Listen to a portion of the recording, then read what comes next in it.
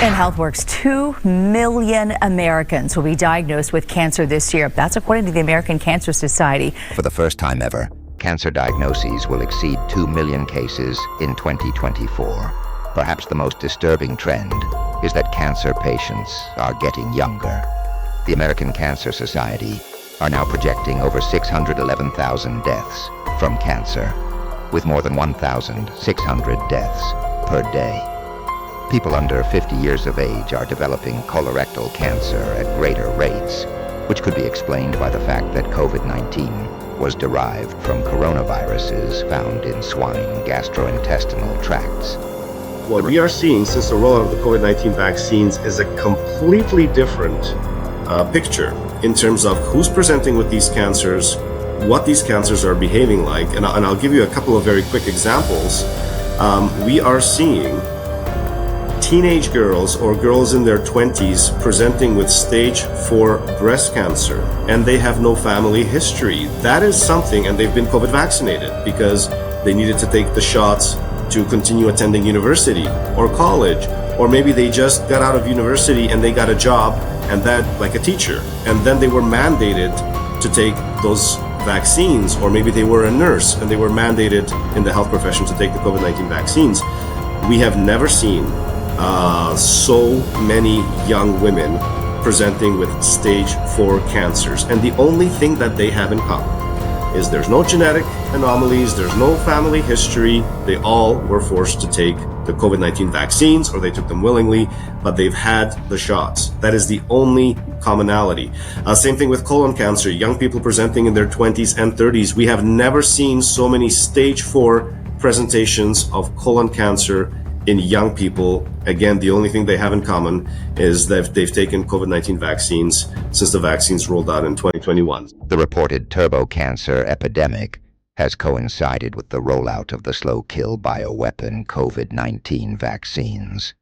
This trend is only becoming more horrifying, according to EcoHealth Alliance's whistleblower Dr. Andrew Huff. This swine gastrointestinal coronavirus COVID-19 was gain-of-function developed by Dr. Ralph Barrick at the University of North Carolina, Chapel Hill. Dr. Barrick's criminal research was funded by Dr. Fauci and his National Institute of Health, along with the Department of Defense and Pentagon. The implications of the COVID-19 mass vaccination program and purposeful global depopulation program are staggering. Turbo cancer epidemic. Aggressive cancers are appearing in vaccinated individuals at an alarming rate, fueled by the DNA integration and the spike protein suppression of tumor suppressor pathways. Generational impact. Once integrated into the genome, this DNA is heritable, meaning the genetic modifications will persist in offspring. And now, for the first time ever, it has been irrefutably proven that DNA contamination from these COVID-19 vaccines is not some accidental contamination or benign artifact, but rather a ticking time bomb that will permanently alter the genetic fabric of humanity. And I will speak in English so there are no misunderstandings. Was the Pfizer COVID vaccine tested on stopping the transmission of the virus before it entered the market? If not, please say it clearly. If yes, are you willing to share the data with this committee? And I really want a straight answer, yes or no, and I'm looking forward to it. Thank you very much. Regarding the question around, did we know about stopping immunisation before it's entered the market? No. We had to really move at the speed of science to really understand what is taking place in the market. This is scandalous. Millions of people worldwide felt forced to get vaccinated because of the myth that you do it for others. Now, this turned out to be a cheap lie. These Pfizer COVID-19 vaccine genetic sequences will be passed on forever in not just the vaccinated, but also in the offspring of unvaccinated individuals procreating with those that have been genetically modified. Immune system degradation. alongside the cancer risks. It has been reported that we are seeing immune suppression, lymphocytopenia, and a cascade of immunological dysfunctions that leave individuals vulnerable to diseases that the immune system could have easily eliminated.